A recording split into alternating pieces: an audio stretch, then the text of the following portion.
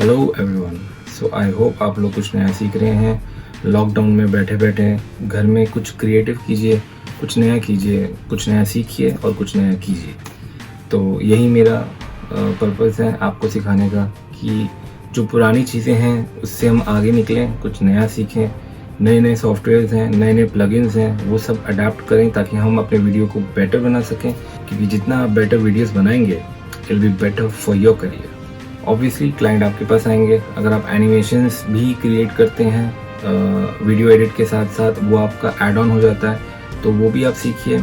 FCPX मेरे हिसाब से अभी तक का बेस्ट सॉफ्टवेयर है, बिकॉज इसके अंदर बहुत सारे ऐसे ऑप्शंस हैं, आपकी एडिटिंग को बहुत इजी कर देता है, बहुत फास्ट कर देता है।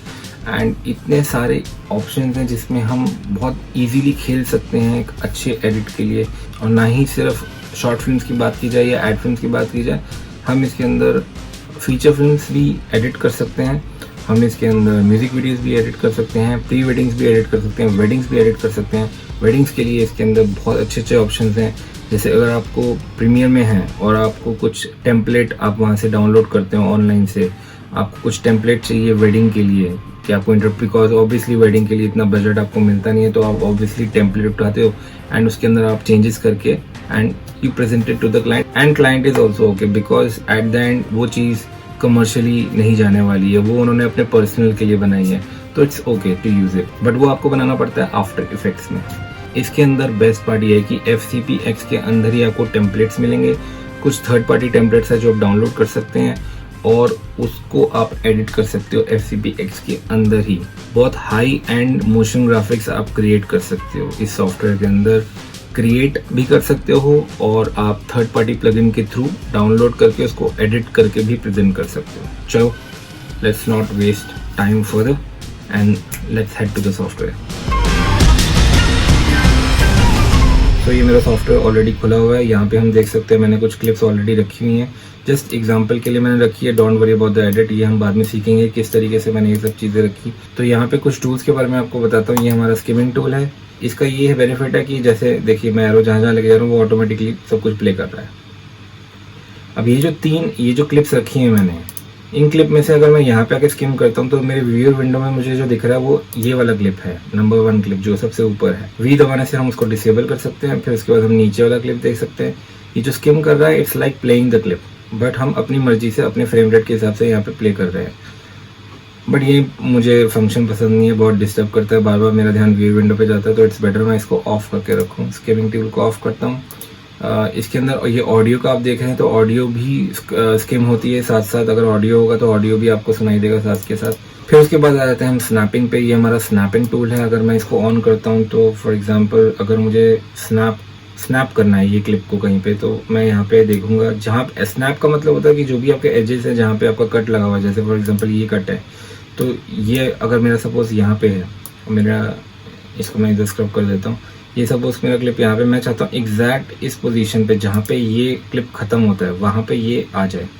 तो अगर स्नैपिंग होना है तो जैसे मैं इसको यहाँ पे लेकर आऊँगा तो आप देख रहे हो ये येलो लाइन दिख रही है हमें। ये येलो लाइन जो है इसका मतलब ये स्नैप हो गया है, ये एग्जैक्टली उसी पोजीशन पे आ चुका है। तो मैं यहाँ पे इसको स्नैप कर दूंगा। तो यहाँ मैं प्ले करूँगा तो ये देखिए इस क्लिप के बाद डायरेक्टली ये क्लिप प्ले हो रहा है। गलती से भी एक आध फ्रेम जैसे रह जाता है, जैसे हम स्नैप टूल ऑन नहीं करते और हम यहाँ पे रख देते हैं, हमें लगता है हो गया, तो गलती से एक फ्रेम भी रह जाता है। ये देखिए बीच में थोड़ा जर्क आया, इसको प्ले करते हैं, ये देखो जंप आया। तो इसलिए हमें देखना चाहिए कि स्नैपिंग टूल ऑन होना चाहिए ताकि हम उसकी पोजीशन सही है। अगर हमें क्लिप को एक फ्रेम के हिसाब से आगे पीछे करना है तो ये पीरियड का ऑप्शन है, फुल स्टॉप, ये आप दबाएंगे तो ये एक फ्रेम राइट की तरफ जाएगा और कॉमा दबाएंगे तो एक फ्रेम लेफ्ट की तरफ आएगा। तो इस तरीके से भी आप कर सकते हैं क्लिप्स को आगे पीछे। फिर आ जाता है हमारा ये अपीयरेंस का ऑप्शन। अपीयरेंस में अगर हम क्लिक करें तो ये बेसिकली क्या है, हमारा टाइमलाइन को हम जूम कर सकते हैं, जूम आउट कर सकते हैं। फिर किस तरीके से हमें अपीयरेंस चाहिए, यहाँ पे सिर्फ अगर ऑडियो है तो ऑडियो की वेव्स दिखेगी हमें, यहाँ ऑडियो प्लस वीडियो हमें दिखेगा। अभी ऑडियो की वेव्स आपको नहीं दिख रही है नीचे, तो ऑडियो के एग्जाम्पल के लिए मैं आपको एक छोटा सा बता देता हूँ। जैसे कि वो क्लिप था हमारा ये वाला, तो ये क्लिप मैं यहाँ रखता हूँ। ये देखिए ये ऑडियो आपको दिख रहा है यहाँ पे। सो अगर सिर्फ ये रखता हूँ तो ये देखिए सिर्फ ऑडियो की वेव्स दिखेगी आपको। अगर ये ऑप्शन आता है तो वीडियो प्लस ऑडियो दिखेगा आपको। इस ऑप्शन में वीडियो का इन्होंने वीडियो की हाइट थोड़ी बढ़ा दी है, ऑडियो की हाइट थोड़ी घटा दिया है। और नीचे वाले ऑप्शन जाऊँगा तो वीडियो और थोड़ा बड़ा दिखेगा और इसमें सिर्फ वीडियो दिखेगा। और सबसे लास्ट ऑप्शन जो मेरा सबसे फेवरेट ऑप्शन है वो ये है कि भाई कुछ मत देखो और अपनी रैम बचाओ। इट्स बेटर कि रैम सेव करो और अगर ज़रूरत पड़े तो ये सब ऑप्शंस को आप यूज़ कर सकते हो। फिलहाल ट्यूटोरियल्स के लिए मैं ये ऑप्शन यूज़ करूँगा, बट जब मैं नॉर्मली एडिट करता हूँ मैं ये ऑप्शन बहुत कम यूज़ करता हूँ। मैं ज़्यादातर ये वाला ऑप्शन यूज़ करता हूँ। अभी हम ट्यूटोरियल के हिसाब से ये ऑप्शन यूज़ करेंगे। ये अगर आपको इसका ये साइज़ बड़ा लग रहा है तो यहाँ पे आके आप इसको कम भी कर सकते हैं, तो which is a better option no doubt. अगर हम ऑडियो बहुत ज़्यादा छोटा लग रहा है, अगर हम मैनेज नहीं कर पाएंगे उसको ठीक करना, तो ये वाला ऑप्शन हम यूज़ कर सकते हैं और इसको जितना छोटा करें उतना बेटर है।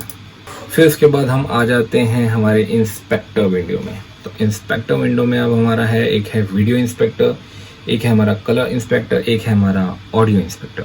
सो अब बात करते हैं वीडियो इंस्पेक्टर की। सबसे पहले तो हम यहाँ पे आ जाते हैं वीडियो इंस्पेक्टर पे।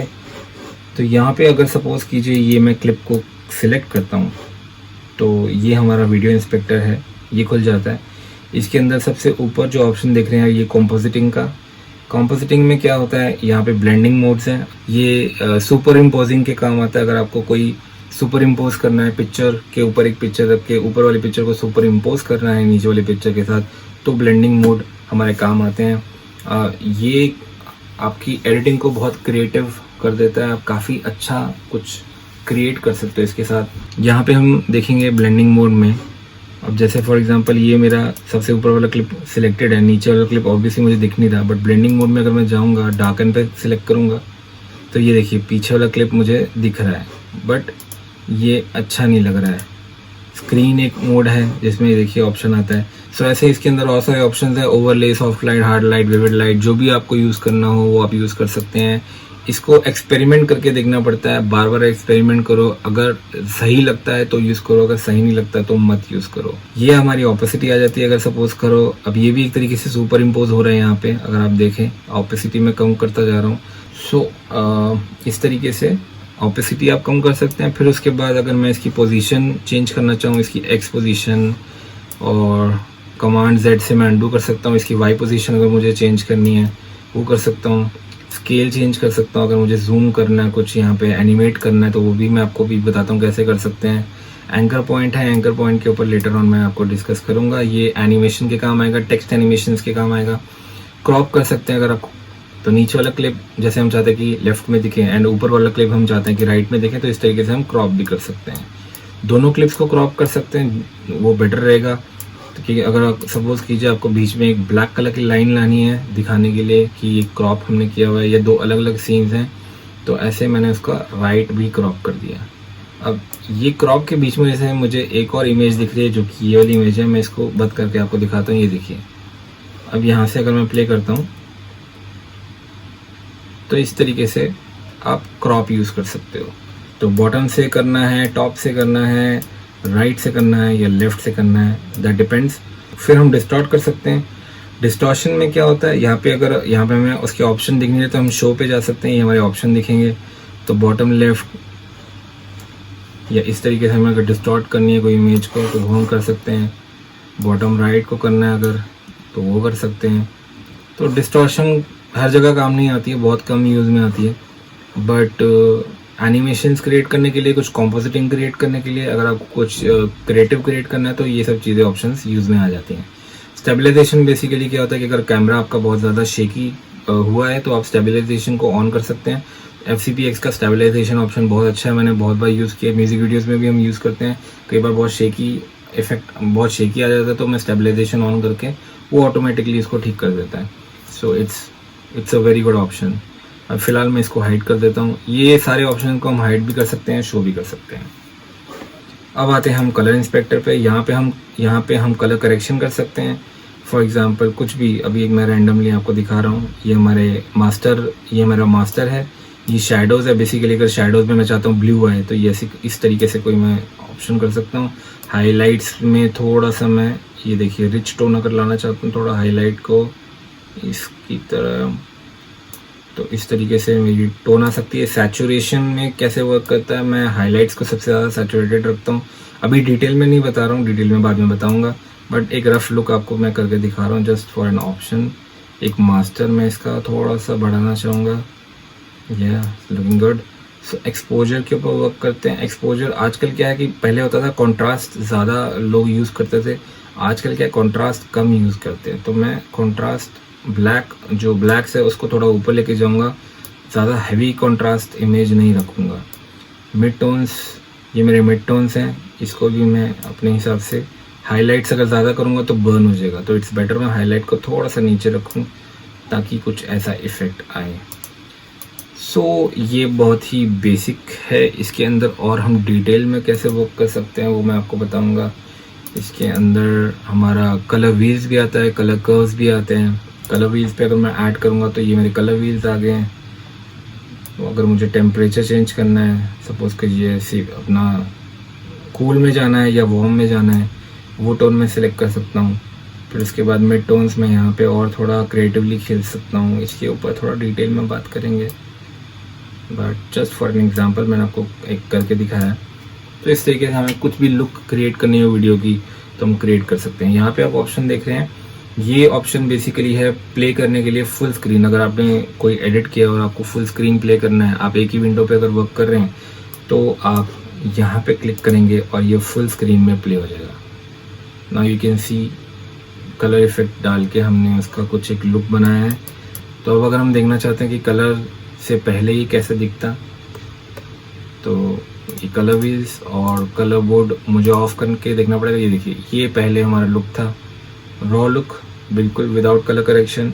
कलर बोर्ड ऑन करूं और कलर व्हील्स जो हमने लगाए हैं वो ऑन करूं तो ये हमारा लुक है जो हमने अभी क्रिएट किया है। थोड़ा सा आप खेलना चाहो खेल सकते हो, बट मैं आपको बस ये गाइड करूंगा कि बिना उसको प्रॉपरली सीखे आप एकदम खुश में जाना, रहे वाह ये कलर मस्त आ रहे हैं, मज़ा आ रहा है, वो सब मत करना। मुझे पता है ऐसे मन करता है एक बार सीख के कि अच्छा ऐसे आता है तो चलो हम खुद ही करेंगे, बट क्या अगर आप टेक्निक को समझोगे तो आपको जो भी कलर लेके आना है वो आप कलर इजीली ला पाओगे, सिनेमैटिक कलर्स भी ला पाओगे।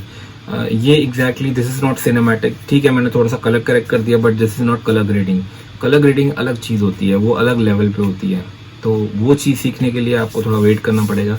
पहले आप सॉफ्टवेयर अच्छे से सीखिए, फिर then will come to colour correction part. अभी फ़िलहाल के लिए मैं ये दोनों ही ऑफ कर देता हूँ। तो कलर इंस्पेक्टर के बारे में मैंने आपको बता दिया, यहाँ पे आप यूज़ कर सकते हो कलर करेक्शन के लिए। ये है इन्फो इंस्पेक्टर, इसके बारे में आपको बता चुका हूँ ऑलरेडी पिछले ट्यूटोरियल में। ये आपको सारी इन्फॉर्मेशन देगा, कितना बाय कितना हमारा क्लिप है, क्या फ्रेम रेट है, तो ये सब चीज़ें बताएगा। ओरिजिनल है, ऑप्टिमाइज है या प्रॉक्सी है, वो सब चीज़ें आपको इसके अंदर दिख जाएंगी। अब आ जाते हैं हम ये टूल्स के ऊपर जो कि हमारे अपेंड टूल्स हैं।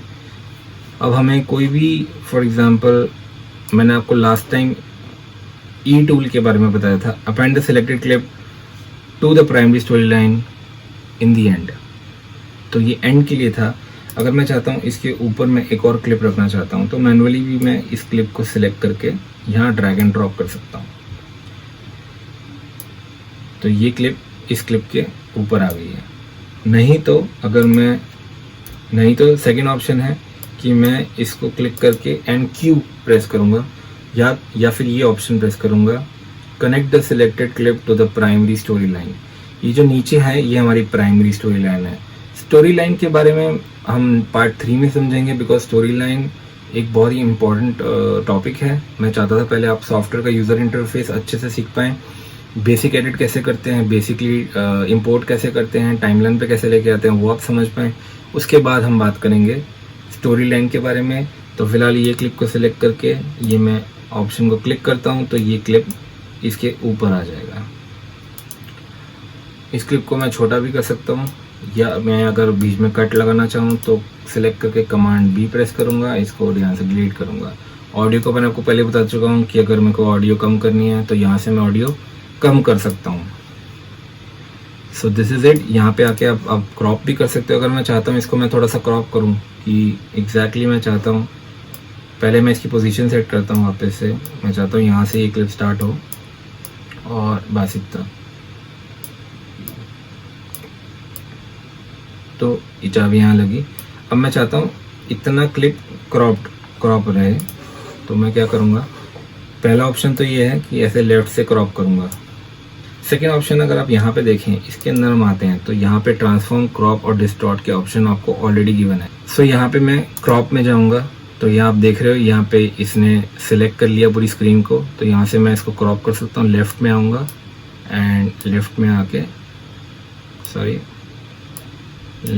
आके मैं इसको इस तरीके से क्रॉप कर दूँगा।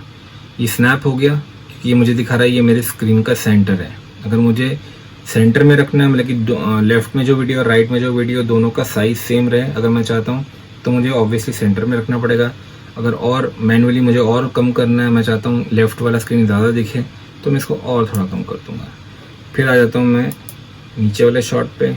नीचे वाला शॉट मेरा यहाँ से क्रॉप होना शुरू होगा, तो यहाँ पे आके मैं एक कट लगाऊंगा एंड या तो मैं इसको ड्रैग करूँ। अगर मुझे ड्रैग करना है तो यहाँ ट्रांसफॉर्म पे आना पड़ेगा और मैं इसको ड्रैग कर सकता हूँ।